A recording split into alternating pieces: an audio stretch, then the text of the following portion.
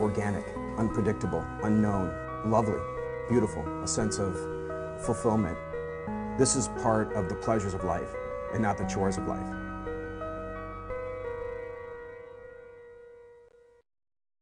Coming up tonight on Daily Iowan TV.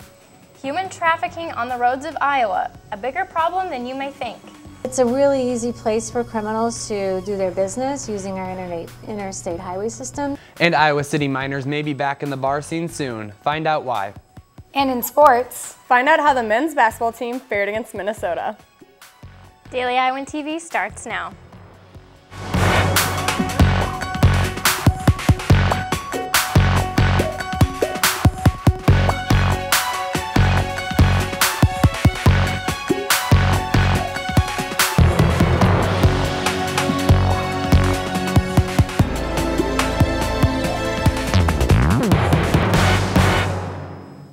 Good evening and thanks for joining us. I'm Cole Johnson. And I'm Katie Sextro. A city ordinance that has been turning 19 and 20-year-olds away from bar doors for the past 5 years may have trouble ahead. Iowa City's 21 ordinance is set to go head-to-head with a Senate bill that, if passed, would overrule it. That means minors would once again be able to stay until bar close. It's all part of a push to move college-age students from house parties back to the bars. That's because some lawmakers are now saying those house parties present greater danger for young drinkers and college towns like Iowa City that are only making the situation worse with bar restrictions. The bill has been sent to its Senate committee for consideration. We'll keep you updated as this issue develops. Also in the state's capital this week, a crowd of over 800 watched on as Vice President Joe Biden was forced to answer some tough questions during a visit to Drake University Thursday. One of them being, will he run in 2016? He responded by saying he plans to make that, quote, family personal decision by the end of this summer. But Biden did tell speechgoers that come 2016, voters will have to decide between sticking with Obama's policies or putting in a Republican focus on tax cuts. That's the next presidential election is going to be about too. Do we continue on the path we're on, or do we go back to the policies of the past? Now imagine balancing not only school and work, but making time to represent all students on the Board of Regents. One of University of Iowa student does just that. Reporter Abby Meyer sat down with Board of Regent member and UI senior Hannah Walsh. Not only does Hannah Walsh manage 19 semester hours at the UI, but she also has to set aside time to attend meetings with the Board of Regents. For the past 2 years, Hannah has been a Regent member and will be finishing her term this coming April. But she says the past 2 years has been an experience she won't forget and hopes to continue her term while she is in graduate school. It's easily the most amazing thing I've been a part of. But yeah, that responsibility is also something you have to take very seriously and think about in making all your choices, because you're not just representing you anymore. You're representing the University of Iowa, you're representing the Board of Regents, you're representing all these students. So it's a lot bigger than just yourself. Between meeting with the local colleges, their student government, and students to discuss issues, she says at times it can be hard to balance academically and hard to just be a typical college student. It's hard sometimes, it really is. Like, I won't lie to you. The balance can be really difficult, but again, when you're doing something that you love, you make time for what you love, and this is an opportunity like any other, so I really want to make the most of it. If she is appointed for another 2 years, she said her first goal will be focused on the cost of graduate school and trying to reformat the performance-based funding model. I've been very vocal in the fact that my biggest concern about the performance-based funding is the effect it will have on our graduate and professional students. I mean, I feel like I've done a good job during my time, and I really hope that's been reflected through the work I've done and through the people I've worked with and met. But I guess we'll see. As her senior year comes to an end at the university, she said her efforts to help students is long to being over.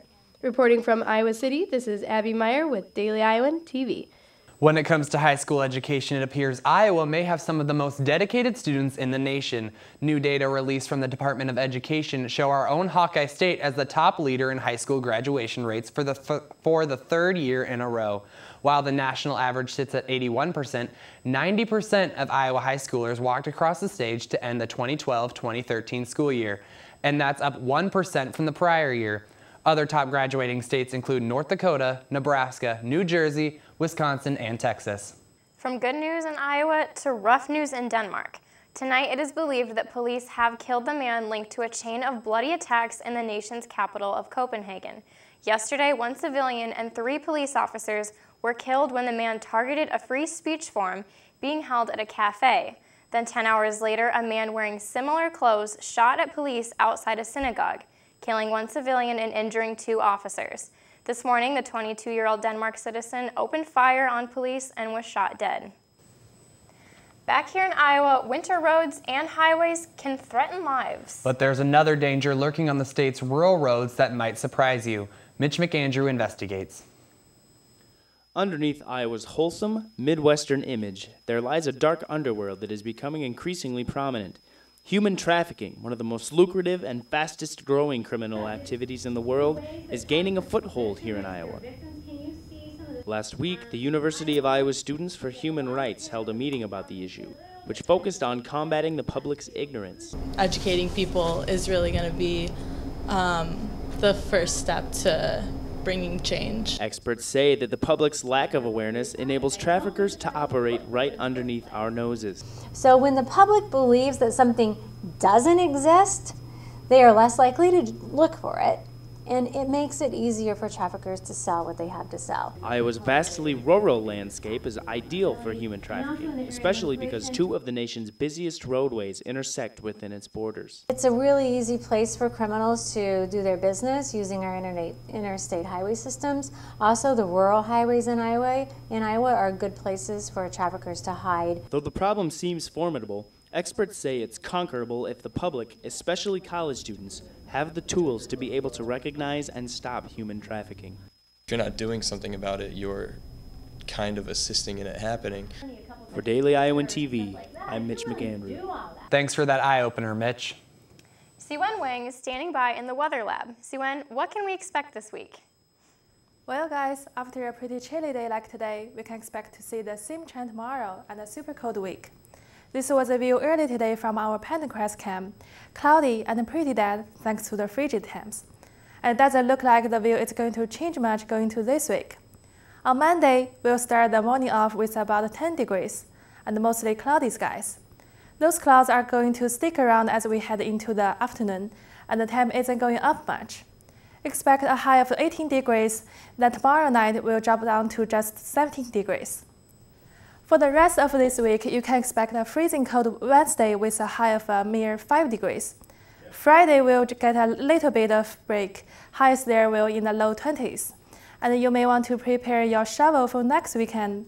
Saturday has a chance of snow and a high of about 28 degrees. That's all I have in the weather studio. Back to you two at the desk. Thanks, Siwen. Children in Iowa City took a stab at yoga today. The free program for children in kindergarten through 6th grade is offered by the city of Iowa City. The kids meet once a week at the Robert A. Lee Recreation Center. The class takes place every Sunday afternoon from 3 to 4, and younger children can participate too as long as an adult accompanies them. Paul Clark's daughter, Miranda, has taken other classes at the rec center, and he thought yoga classes might help his daughter expend some energy. I feel like this is like an extra activity that they can do on a weekend, and it got us out of the house, you know, it being winter. While the winter weather keeps lingering on, winter sports are flying by. And for more on black and gold athletics, Jordan Maloney and Aaron Gallagher are standing by in the sports studio. Thanks, guys. It was a busy weekend in Hawkeye Athletics as Carver Hawkeye Arena stayed occupied from Thursday through Saturday. First, on Thursday night, the men's basketball team played host to our neighbors to the north, the Minnesota Golden Gophers. Daily Iowan sports reporter Nicole Ray has more on this Big Ten conference bout. The Iowa men's basketball team had a tough loss Thursday night against Minnesota, falling 64-59. The Hawkeyes pushed through in the second half to cut an 11-point deficit to just 3 points with 11 seconds left in the game, but a quick foul on Iowa left them blocked from pulling off a win. Turnovers added to Iowa's loss Thursday night, with Minnesota scoring 19 points off a total of 16 turnovers on Iowa, while the Hawkeyes only scored 4 points off turnovers.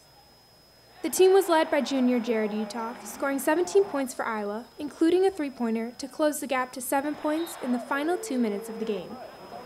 Uthoff also led in defensive rebounds, coming in with 7 out of the 38 total rebounds for the Hawkeyes.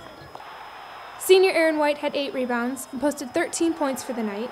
while sophomore Peter Jock led the team from behind the arc with 2, adding to his total of 16 points for the game.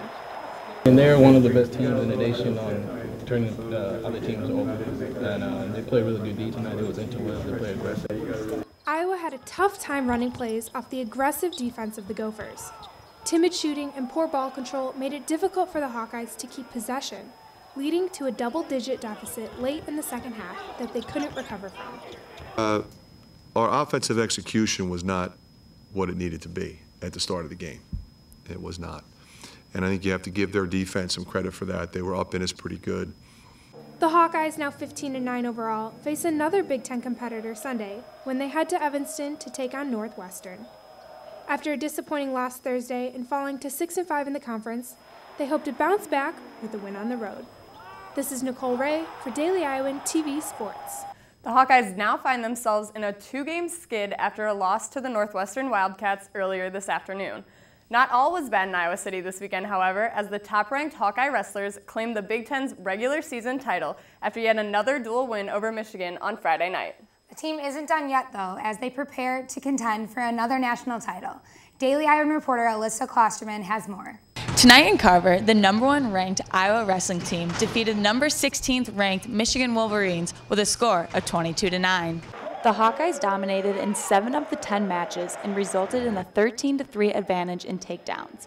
But what head coach Tom Brands and the Iowa wrestling team thought was going to be a clean sweep against the Wolverines turned out otherwise. I think we wrestled to survive. The best chance to win is to go out and score points and put the energy into, that simple task. And, we need to do a better job of that.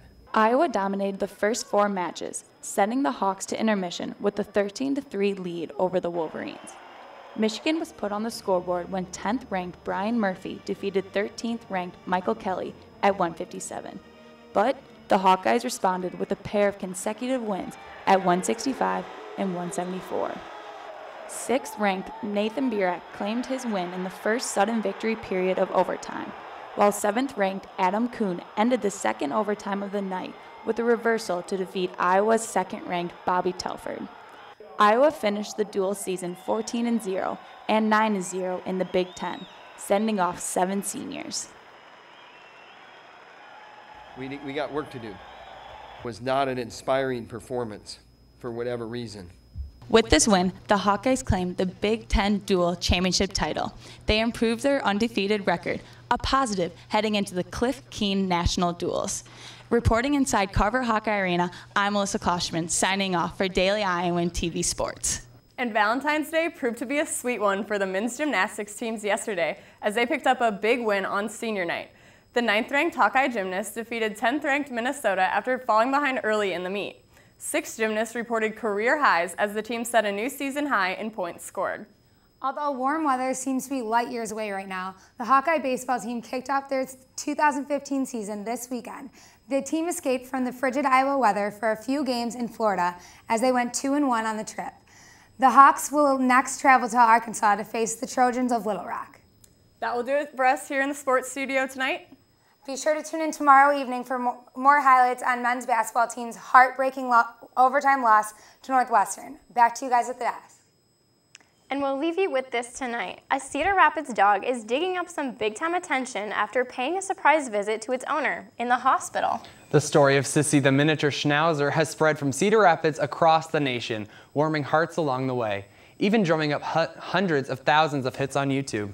Check it out. Sissy trots nearly 20 blocks to Mercy Hospital, where her owner, Nancy Frank, was recovering from cancer surgery to be at her side. I'd say that's a pretty good way to end the night.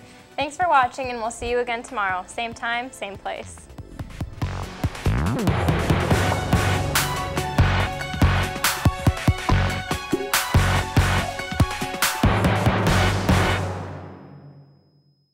You can download the Daily Iowan mobile app on your iPhone for the area's best news coverage. You can always find current and past Daily Iowan stories at dailyiowan.com. The Daily Iowan is now on TV, online, and in your pocket.